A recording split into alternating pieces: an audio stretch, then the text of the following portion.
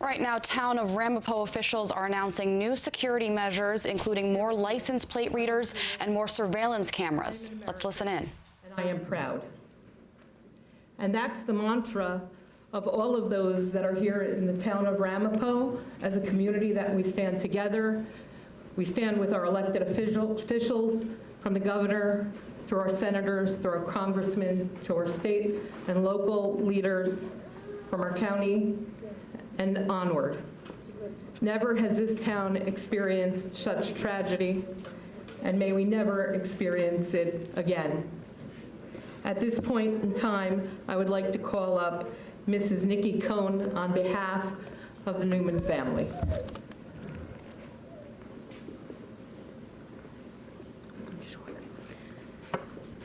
Thank you.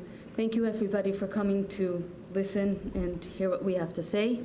I wanted to say thank you from the bottom of our hearts, from our entire family, to all the first responders on Saturday night, all the Hatzalah members, law enforcement, every category of law enforcement involved, because I know there are many.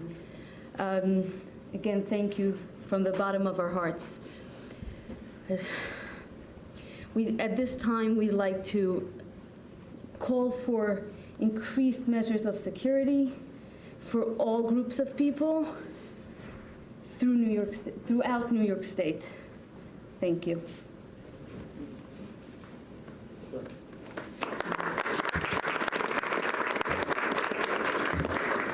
Just prior to this meeting, the family had a private meeting with our law enforcement officials, and once again, our hearts and our prayers are with you. At this point, I've been asked to call upon Mrs. Shoshana Bernstein, who has a statement from Rabbi Rottenberg where the event took place.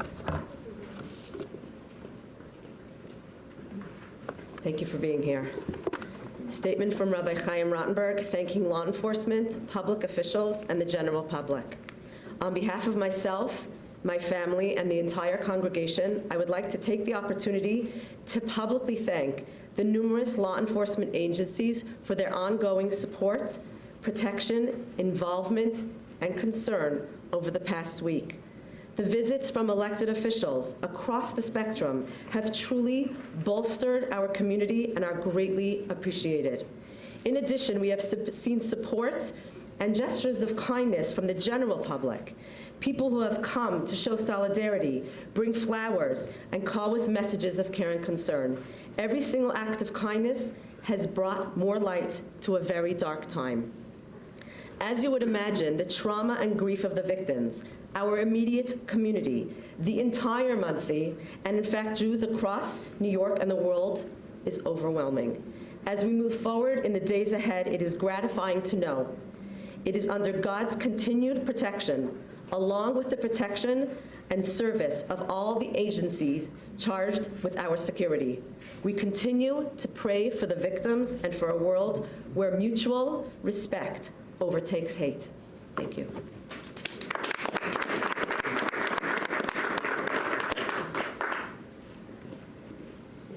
Thank you.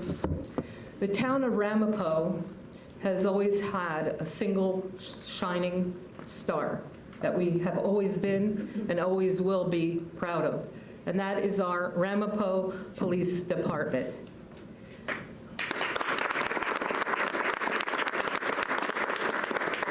They have always been there for us. They have always been there for every single member of this community. They have always been there for anyone who ever needed to reach out to them.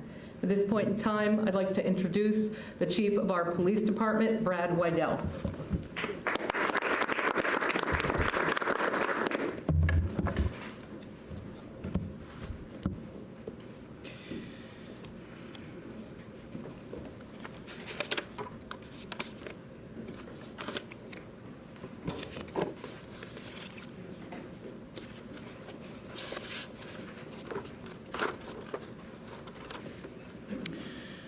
Good afternoon. I can imagine there's many questions on behalf of the press related to our investigation on Forshey Road, and I will share with you what I can. I understand the desire from the community, from the media, for information. I can appreciate that. And I know that you all can appreciate the importance of us in law enforcement proceeding judiciously, carefully, cautiously, following correct procedures, following the law, to ensure that this investigation is conducted professionally and properly. The night of that incident, this agency received assistance from the New York State Police, the FBI, the Town of Clarkstown Police Department, and the Rockland County Sheriff's Department. We also received tremendous help and assistance from our EMS partners and from our community partners.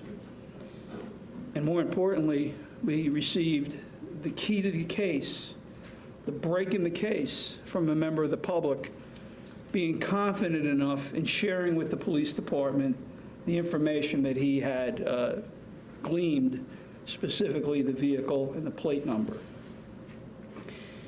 That's critical. That community involvement, that information from the public. Absent that, this would be a much more difficult press conference for me, although it is very difficult to do, because fortunately, in this case, we quickly apprehended the person that we believe is responsible for this horrific attack in our town. And we did it with help from the public and from our law enforcement partners. I am not shy to ask for help. We don't push away help from any agency that offers it to our department. So by putting the information out into the license plate reader system quickly, it alerted, of course, as you know now, New York City Police Department. It told them two things.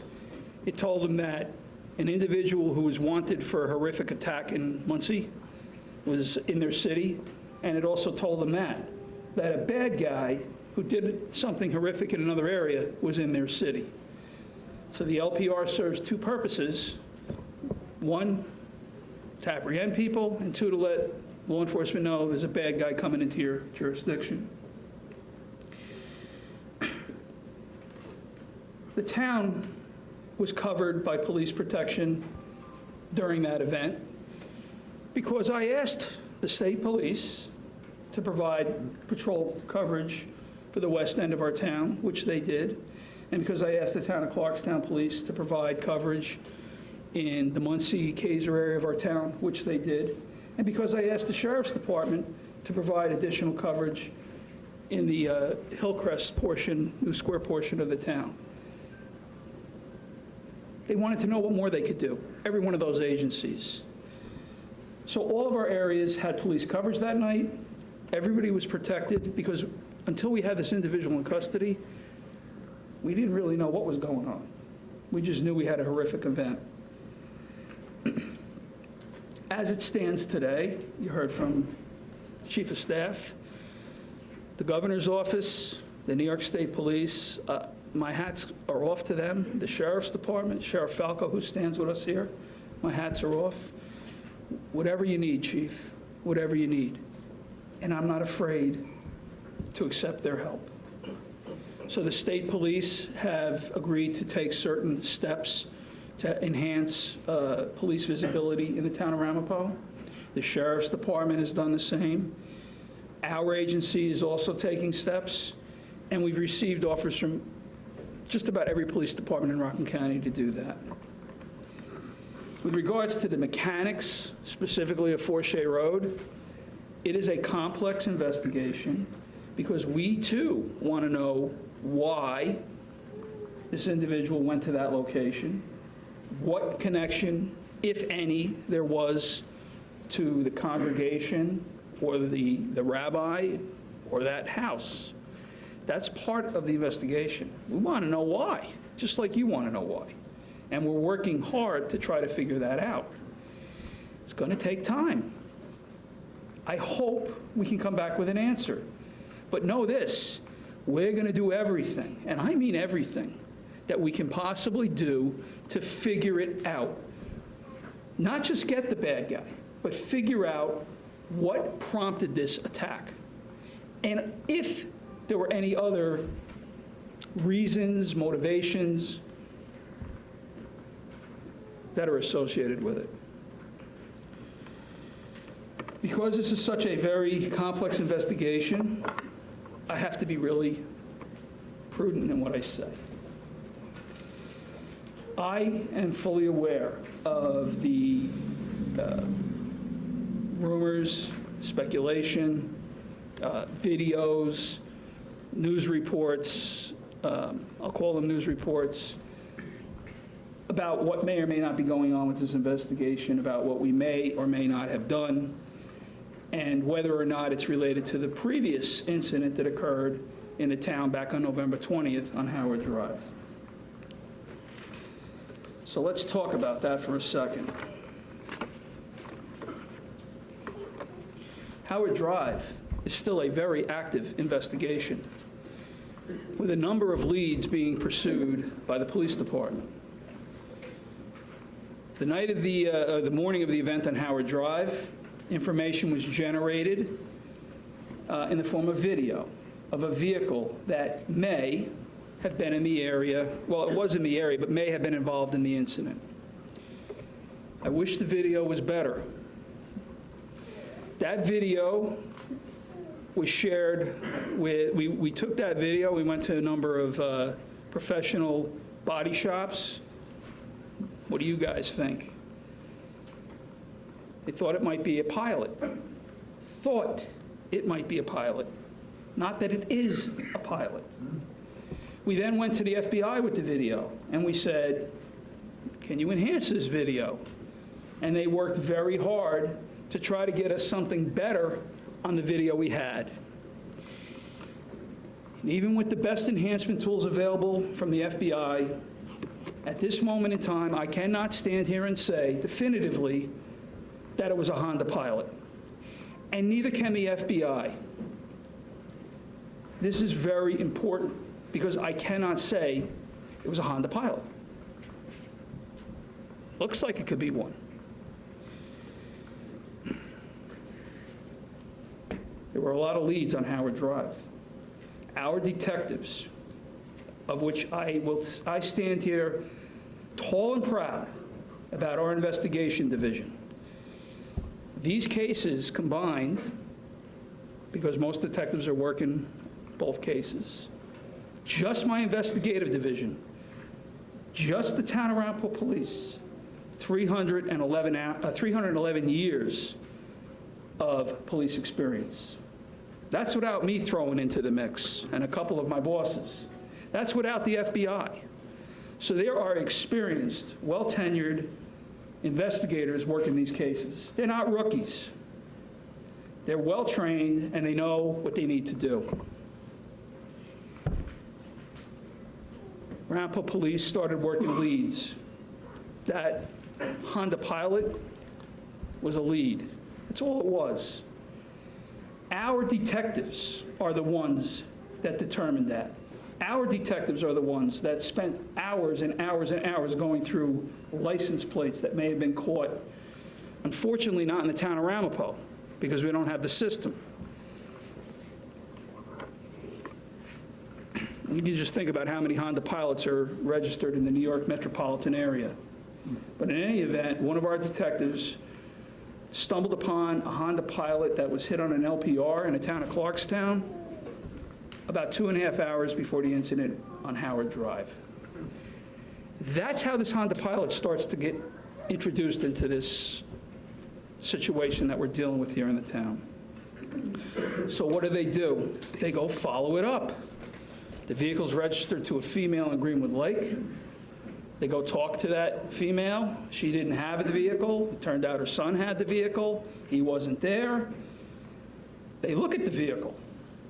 There's nothing that they see indicative of that vehicle having been used in a crime on Howard Drive. This is just a lead. This is all we have here. They speak to the individual, and they talk to him, and they talk to the mom further, who was driving the car that night.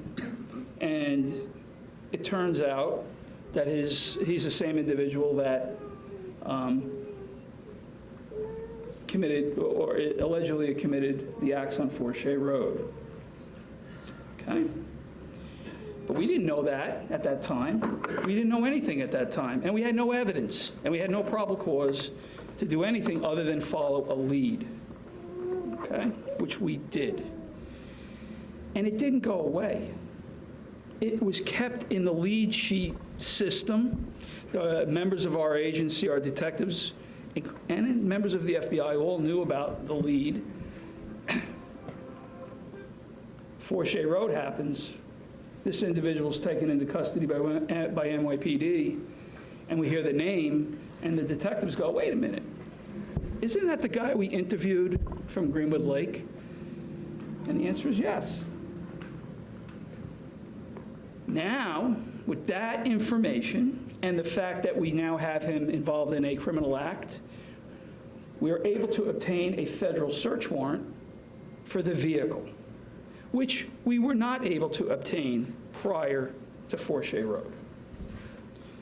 So that vehicle was taken into custody with the FBI. It was in conjunction with our agency. Our detectives in the FBI have gone through that vehicle, and I can tell you that nothing was taken out of that vehicle.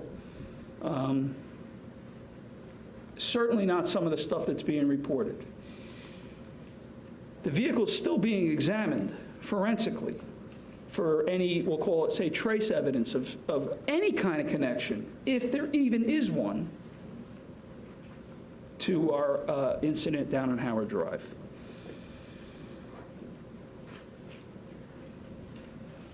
I hope that gives some explanation about why people believe that this individual may have been involved in another act. But I have no evidence at all at this time to indicate that. None. As I said the first time we talked, we have to operate with evidence. As I said the first time we talked, this chief never said that the incident on Howard Drive was not a hate crime. I simply said we have no evidence to support that contention. And I made it very clear that if we got that evidence, that would certainly be something that could change the equation. That's the world I live in. I have to live in the legal world, not in the speculative world like others, live in. We're doing the best we can. Nobody should think for a second that we don't want to bring to justice the individual or anybody who may have been involved in what happened on Howard Drive. That's also a massive investigation with help from the FBI. I share this information with you because I have been authorized to do that. My counterparts at the FBI and I talk all the time, and I explained the difficulties that I'm having with regards to this, I'll call it information overload. And we made a decision together that it would be appropriate to share what I just shared with you. Nothing more, nothing less. Okay? I think at this point, I think you have another speaker. I appreciate everybody's time and patience, and thank you very much.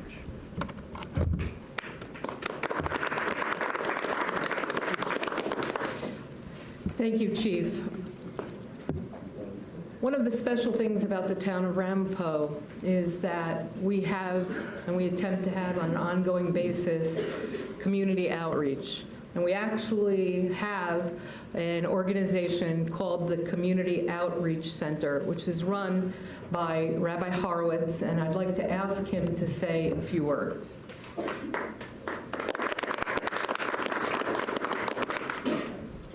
Thank you, Mona. First, I would like to thank, on behalf of the community, the Supervisor Specht, Chief of Police, and Sheriff, and all law enforcement that have been working tirelessly since Saturday night, since this horrific tragedy, and they've been working around the clock. They've been assuring the community and working out there. Earlier today, the supervisor along with Mona met with school leaders, private school yeshiva leaders here in the community to hear from them what they need and assured them that the town is out there adding security, adding police with the state police and the sheriff.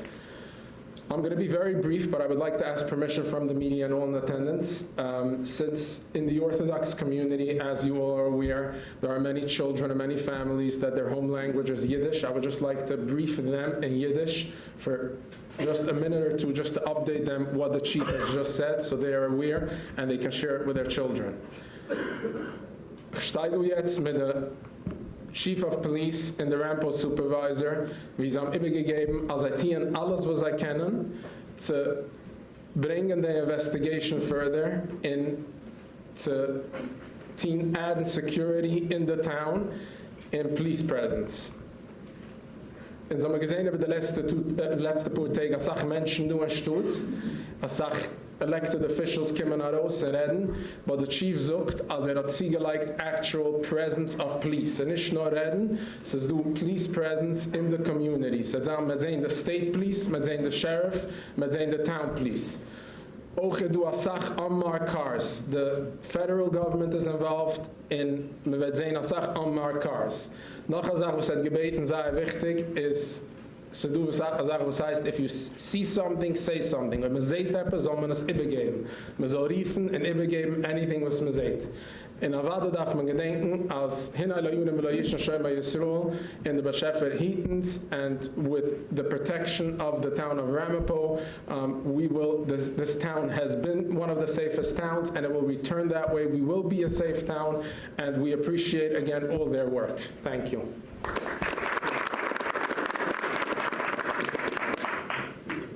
At this time, I'd like to introduce the leader of our town, somebody who's been working more than 24 hours a day, if that's possible, to give us an update as to what specifically the town's initiatives are going to be, the Honorable Michael Specht. Thank you, Mona. The way the United States looked at the world changed on September 11th, 2001. That was when we woke up to the threat of international terrorism, and we realized that things had to change. The things we took for granted had to be reviewed, and we had to become ever vigilant against the threat of terrorism. Well, December 28th, 2019 was Ramapo's own version of 9/11. We will never view the world the same since, and we will never act in the same way since. We will take every precaution to keep our community, make our community safer, and keep our community safe. Ms. Cohen asked when she spoke that everything can be done to make everybody throughout the community and throughout the state safer, and that is our goal. We have short-term and long-term initiatives in place or about to be put into place to do that. On the short term, as Rabbi Horowitz had mentioned, we have increased our police presence throughout the town. We have added additional patrols. We've added additional police sector cars to make sure that we have a greater presence and a greater visibility on the streets. We want our residents to be safer, and we also want them to feel safer. And to do so, they have to see the police are out there on a daily basis in front of their homes, their places of worship, their schools, their stores, wherever people may need protection. We have been fortunate to have partnerships with the sheriff, with neighboring towns such as the town of Clarkstown, with the state police, all of whom have lent their aid in adding to our patrols and enhancing our safety, and we're very grateful for that help. We had a meeting this afternoon with people from the governor's office and the high-ranking members of the state police to discuss additional methods of vigilance, additional methods of deterrence to protect our town and our community. We want to make sure that no place of worship, be it a synagogue, a church, a mosque, a Hindu temple, or any place or any school, ever suffer the bloodshed that occurred this past weekend on Forshey. In addition to the increased police patrols and police physical presence, we are going to install license plate readers ringing the town. Every entrance and exit road from the town, we intend to have a license plate reader, as well as within the town. As we know, this individual was apprehended due to the fact that license plate readers are installed on the George Washington Bridge and in the city of New York, and he was captured very shortly once he got off the bridge. By having license plate readers in the town, we might have been able to stop him before he even left the town of Ramapo, before he left Monsey. Town of Clarkstown has had that in process, and they've seen the benefit of it. I appreciate the help of our fellow supervisor from the town of Clarkstown, George Holman, who has given us the specifications and details for the license plate reader system that they have so that we can get started on planning our needs. But this is a costly endeavor.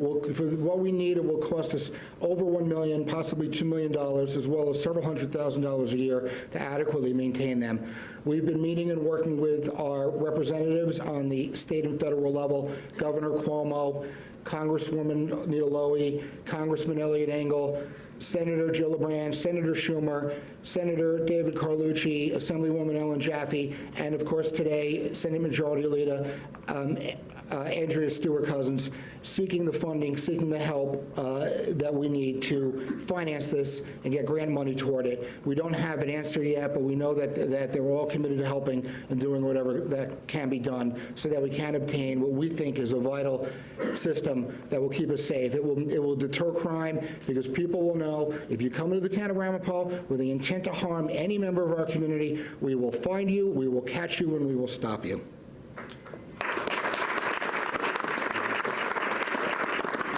We also want to increase the lighting throughout the unincorporated town of Ramapo, as well as install surveillance cameras through the town in order to monitor illegal or dangerous activity and be a preventative measure. When it comes to the cameras, when it comes to the LPRs, license plate readers, these are not to spy on people, these are not to issue traffic tickets, these are to be used solely for law enforcement means to deter and apprehend violent criminals.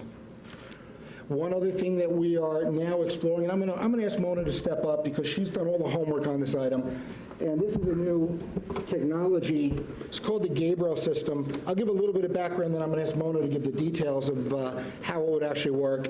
This is a system, it's called the Gabriel system, and it's a very apt name because, as you'll know, Gabriel is known as a great guardian angel, and I think Gabriel is also known as the heavenly trumpeter. And this device acts as a guardian angel and as a siren, as a warning, the way a trumpet would act. It was developed by people who are veterans of agencies that have a little bit of experience in fighting terrorism, the Israeli Defense Force and the Mossad. The manufacturer is coming to the town of Ramapo Sunday to demonstrate it and start a pilot program. We will be the first place in the United States to use this system, and I'm going to ask Mona to explain the details.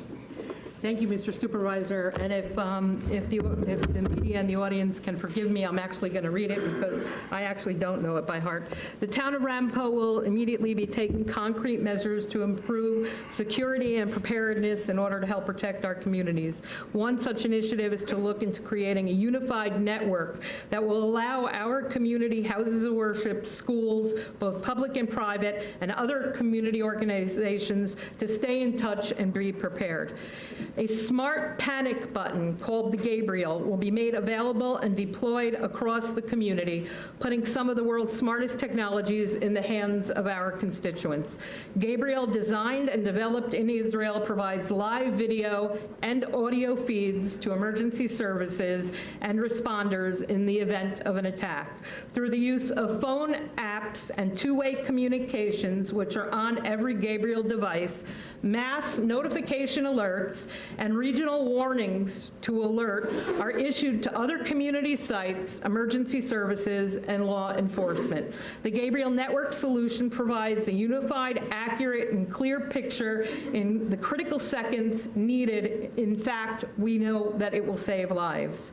Gabriel was founded on the belief that technology can reduce confusion, help save lives, and a growing range of public safety threats. The development team included leading figures from the police, military intelligence, security, and the product is designed by educators to ensure its simple implementation and ease of use. We're hoping to bring this technology into the town of Ramapo. As the supervisor said, we will be the first municipal organization to work with the Gabriel company. we hope, once we get the funding available for that. However, they've offered to do a pilot here.